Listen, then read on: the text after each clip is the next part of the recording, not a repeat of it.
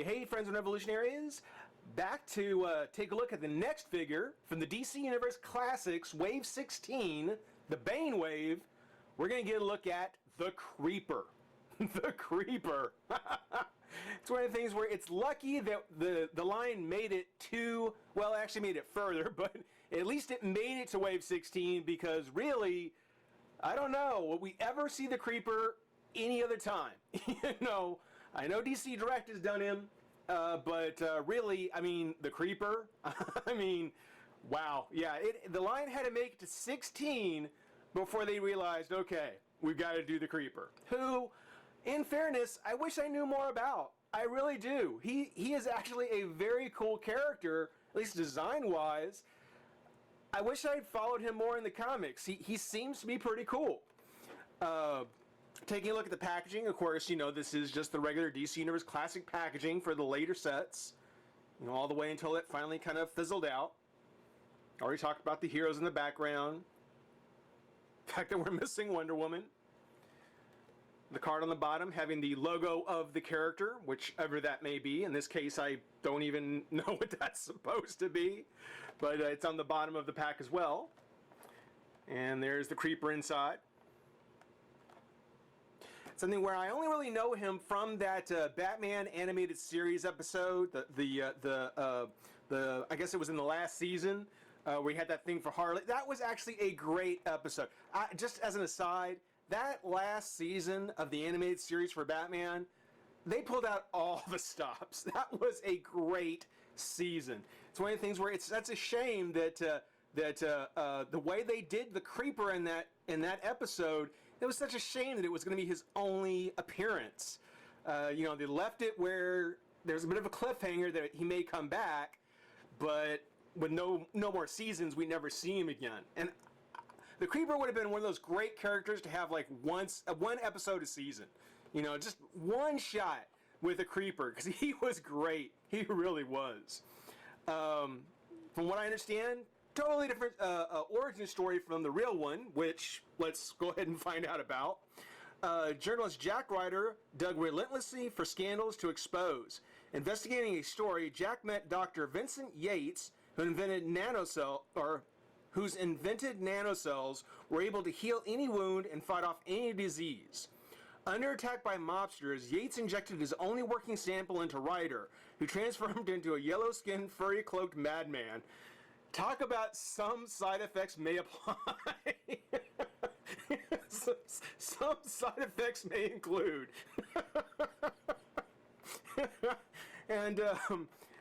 Well, we'll talk about it later. Since then, the criminals of Gotham City have learned to beware the Creeper, which was the title of that animated episode, which was great. It was a great way to use the Creeper. Though, again, I think it's completely different from what this was about right here. His statistics showcase number 73 in 1968. Real name Jack Ryder, occupation TV journalist, base of operations Gotham City. So there is a Gotham theme going on throughout the set. Special abilities, change at will into the Creeper. And back again. Oh, good. A laugh that causes pain. Hey, I can do that. Superhuman strength, agility, stamina, and healing powers. Well, at least the laughter that causes pain, I can do that. At least some of you would agree. Other figures that are in the set. We've taken a look at Mercury. We've got Jonah Hex done. We're up to the Creeper. Now come the final four. The big final four. Riddler, Robin, Azrael Batman, and then finally Bane. That's going to be cool. But that's a quick look at the Creeper in pack. Let's go ahead and pop them open. Have some fun. Be right back. Oh boy. Beware the Creeper. That's the best. I could leave it here like that. Just beware the Creeper. It is a great figure. I think this is an awesome figure. Probably going to be one of my favorites come the end of the sets. I like him, but this is crazy. It's just crazy. First, Well, first off, I mean, again, he looks great. He looks great. Great interpretation of the figure. I'd love to have him front and center, but you probably can't. Well, you have to kind of turn him to see, but you have to kind of pose him leaning forward a bit because this fuzzy this fuzzy capey kind of thingy he's got on his back. It does make him extremely back heavy. It's a solid piece of plastic. It's not like some hollowed cape. This is a solid piece of plastic, and it does make him quite back heavy. So, I don't know if I'm going to get him back up again.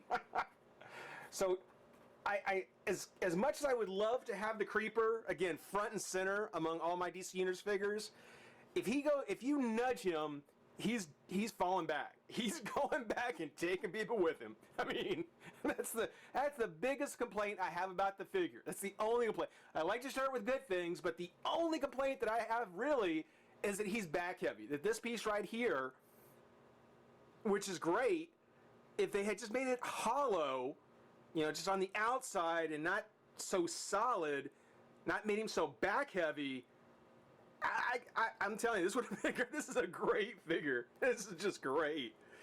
I guess one other thing, and I know I'm starting with the negatives here, but I think being said that how much I like the figure, I can just kind of go right into some of the negative things. And this being so back heavy is one. The other is, and I don't know if it's just me, but it seems as though his face, the yellow on his face, and the plastic for the rest of the body, the yellow and the rest of the body, seem a little off. It's maybe just a shade too bright on the face. Either that or that there just seems to be a little bit more going on in the body as far as some color goes. Maybe not quite a solid yellow, maybe a little bit of almost a brown or orange in there that's not in the face. And it just makes the face really, I mean, it makes the face stand out. And we'll talk about it. But yeah, I think that there's a distinct color difference between the head and the rest of the body. That, along with the fuzzy, capey, fluffy thing, I think those are the two negative things I have to say about the figure. Other than that, he's great. He's awesome. It's something where I've seen him as a bit of a peg warmer. And I kind of thought to myself, that he probably isn't all that hot. But now that I get him out of the pack, I'm telling you, I am so glad we finally got him. He looks so good. There's not much to speak of. Again, he's got a completely yellow body. Got the green striped trunks. Does have the red gloves, and with the sculpted kind of fluffy theme going on around the gloves and the boots. There's not a whole lot, again, there's not a whole lot going on, but the little touches that they gave here, and then this piece and the head, made him a fairly easy retool, a fairly easy character to create, I think. Which I'm fine with. I'm fine. I have no problems with simple sculpts if they produce a good figure, and this is a good one. This is really great. On his articulation, he does have a full ball joint on the head. The arms come up and out, twist the shoulder, bicep, two joints at the elbow, and I'm going to talk about this here for a second. This is the first figure in the set so far that's using the double jointed elbow, which is probably maybe not the best one to use as an example, because he does have again, that fuzzy sculpt stuff around the top of the glove. They kind of toned it down here where the joint is. So it does work better than some other places. In the arms, it's good. When we get to the knees, we'll talk about that separate. But you can see here that the sculpting around the elbow, not quite as intricate as around the rest of the arm, just to accommodate that joint. Really try and use that double joint. The hand, it is on a twist and has the hinge. So probably a lot of mercury. They probably used a lot of the mercury body doing the Creeper, which again I don't mind. I do not mind. It actually is a really nice thing. And no, actually Mercury did use double joints as well. So Let me correct myself there. He does have the crunch, which is good because, again, he's kind of back heavy. Twist of the waist, legs come up and out. Twist of the thigh, double joint at the knee, but when you look at the back here, you can really see what I'm talking about. Here, I mean, it's just basically a line going across, just almost a black painted line. Back here, I mean, there is a lot going on in the back of the boot so that it bumps up against the knee, and you don't really get any benefit of a double jointed knee. And for the Creeper's kind of acrobatic style that he seems to have, and just like with the Nightcrawler, you know, the Creeper is definitely one of those characters that would have benefited from being able to use double joints here in the elbows and in the knees, just because of the way the sculpting is on the back of the knee. It doesn't let you really fully utilize it. Blah, you know. So those are the three things. Those would be the three negatives I have. Everything else is great. He does have a hinge at the ankle, but it is a very, very tight, it's a very stiff joint. It's a very stiff joint. It's not in any kind of awkward position, so it's forgivable. But yeah, if that was loosened up a bit, it might help offset some of that back heavy plastic back here. Now I would certainly be out of place if I didn't take a moment and talk about the face, because I don't know about his laugh, but that smile, and it's not just the smile. It's not, and that's the thing. It's not just the smile. You look at that chin sticking out. You see how they've kind of put his eyelashes, kind of got those evil kind of eyelashes, and his brow is furred, his clenched teeth. That is a manic looking dude. I mean, he looks so crazy. I mean, more so than the Joker. I mean, really, it's something where, yeah, you wouldn't expect the Creeper to be a good guy with a look like that. I mean, seriously. I do love the green. I think it looks great. I love how his style of hair is.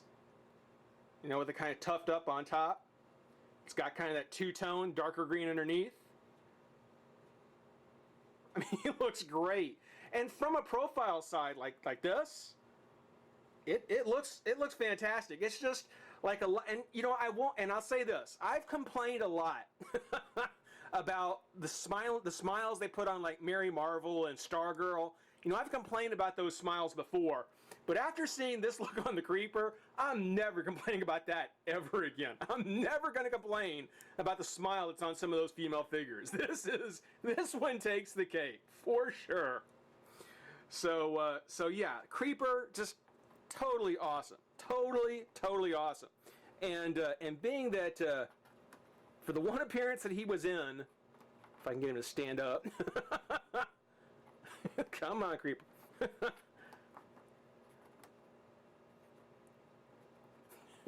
Hope I don't have to actually stop the camera to do this. Okay, stay there for just a sec. Yeah, so being that the one story I know him buzz from is from that Batman animated series.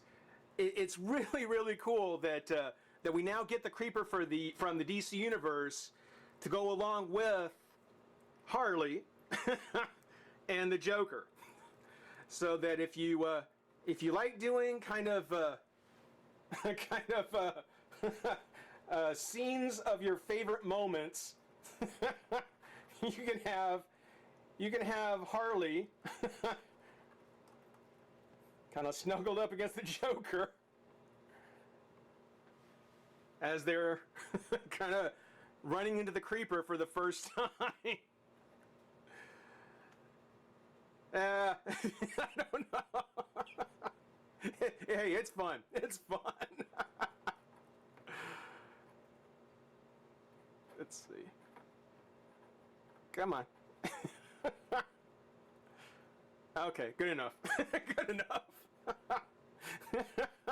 I mean, really. I mean, you could. I mean, it's something where just with that one episode, and now having these characters, I mean, you could totally you could totally have some you could have some real fun with it. You know, you could have some real fun with it. He doesn't come with any accessories on his own, save the left arm of Bane, the very meaty left arm of Bane. So again, our pile is building. You know, we've got 3 more figures to get to, and then the big guy himself. I would say, for being a peg warmer, if you can still find the Creeper and you've passed on him, you may want to check him out. He actually is very cool. Hope everybody enjoyed watching. Rate, comment, subscribe, join the revolution. We'll see you soon. Bye-bye.